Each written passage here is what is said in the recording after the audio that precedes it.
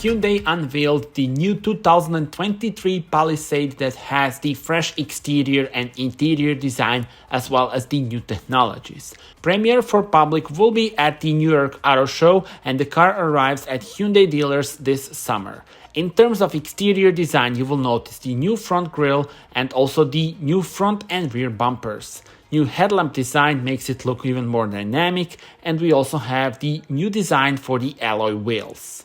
Inside, the main stars are the new steering wheel and 12-inch screen with navigation. Palisade power comes from 3.8-liter engine that produces 291 horsepower.